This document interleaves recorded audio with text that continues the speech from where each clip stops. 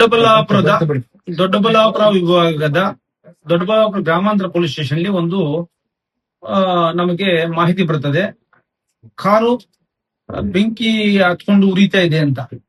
ಕೂಡಲೇ ನಮ್ಮ ಇನ್ಸ್ಪೆಕ್ಟರ್ ಸ್ಪಾಟ್ಗೆ ಹೋದಾಗ ಬೆಂಕಿ ಉರಿತಾ ಇತ್ತು, ಮತ್ತೆ ಅಗ್ನಿಶಾಮಕ ಅಂತಂದು ಆರಿಸಿದ್ರು. ಅದರಲ್ಲಿ ಒಂದು ಮಹಿಳೆ ಸಂಪೂರ್ಣವಾಗಿ ಸುಟ್ಟಾಗಿರ್ತಕ್ಕಂಥ ಒಂದು ಕುರುಹು ಕಾಣಿಸ್ಬಂತು. ಅದಕ್ಕೆ ನಾವು ಇನ್ವೆಸ್ಟಿಗೇಷನ್ ಸೋಕೋಗಿ ಟೀಮ್ ಎಲ್ಲ ಕಳ್ಸಿಕೊಟ್ವಿ.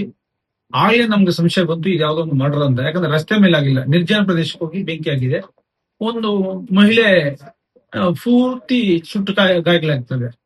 ಅದನ್ನು ಮತ್ತೆ ತನಿಖೆ ಪ್ರಾರಂಭಿಸಿದಾಗ ಆಕೆ ದೇವನಹಳ್ಳಿಯದ ಸರೋಜಮ್ಮ ಅಂತ college lecturer, PUC college lecturer, Kannada lecturer.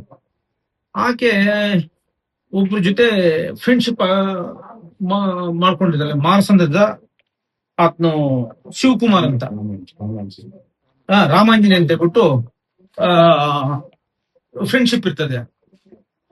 ಆ ರಾಮಾಂಜನಿ ಈಕೆ ಫ್ರೆಂಡ್ಶಿಪ್ ಇದ್ದಾಗ ಈಕೆ ಗಂಡ ಒಂದು ಏರ್ಪೋರ್ಟ್ ಅಲ್ಲಿ ಕೆಲಸ ಮಾಡ್ತಾ ಇರ್ತಾನೆ. ಪಾಪ ಬೆಳಿಗ್ಗೆ ಹೋದ ಸಂಜೆವರೆಗೂ ಬರೋದಿಲ್ಲ. ಆಯ್ಮನ್ಗೂ ಇಬ್ರು ಮಕ್ಳು ಇರ್ತಾರೆ.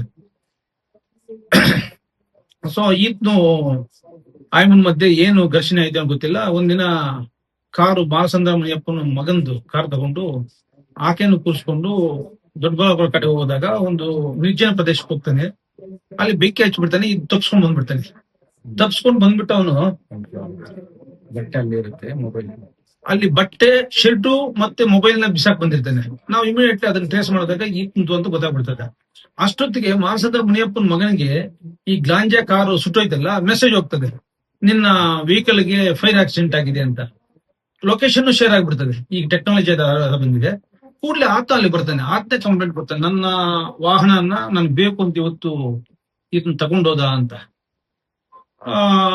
ಅದ್ರ ಮೇಲೆ ಆತದೇ ಒಂದು FIR ತಗೊಂಡು ವಿಚಾರ ಮಾಡಕ್ ಶುರು ಮಾಡಿದಾಗ ಕಡೆಗೆ ಮೃತಳು ಸರೋಜ ಅಂತ, ಈಕೆ ಜೊತೆ 5 ವರ್ಷದ ಫ್ರೆಂಡ್ಶಿಪ್ ಇತ್ತು. ಸೊ ಆತ್ಮ ಪತ್ತೆಗೆ ನಾವು ಕ್ರಮ ತಗೊಂಡಾಗ ನಮ್ಗೆ ರಾತ್ರಿ ಮಿಡ್ ನೈಟ್ ಅಲ್ಲಿ ಗೊತ್ತಾಗ್ತದೆ, ಬಿಡದಿ ಹತ್ರ ರೈಲ್ವೆಗೆ ತಲೆ ಕೊಟ್ಟು ಸತ್ತೋಗಿರ್ತಾನೆ. ಸೊ ಕ್ಲಿಯರ್ ಕಟ್ ಇದು ಆತ್ಮ ಮಾಡಿದ್ದಾನೆ. ಆತ್ಮ ಅವರ ಇಬ್ಬರ ಸಂಬಂಧದಲ್ಲಿ ಯಾವ್ದೋ ಬಿರುಕು ಬಂದಿದ್ರಿಂದ ಈ ತೀರ್ಮಾನ ತಗೊಂಡಿರ್ತಾನೆ. ಈತ್ನಿಗೂ ಹೆಂಡತಿ ಇದ್ರೂ ಆತನ ಜೊತೆ ಇರೋದಿಲ್ಲ, ಈತ್ನ ಒಬ್ಬಂಟಿಯಾಗಿರ್ತಾನೆ. ಆಕೆ ಮತ್ತು ಇಬ್ಬರ ಮಧ್ಯೆ ಏನೋ ವೈಮನಸ್ಸು ಬಂದಾಗ ಈ ಒಂದು ಕೃತ್ಯ ಎಸಗಿರ್ತಾನೆ. ಪ್ರಕರಣ ಇನ್ನೂ ತನಿಖೆಯಲ್ಲಿದೆ. ಅದು ಬಹಳ ಶಾರ್ಟ್ ಟೈಮ್ ಅಲ್ಲಿ ಪತ್ತೆ ಮಾಡಿರ್ತಾರೆ.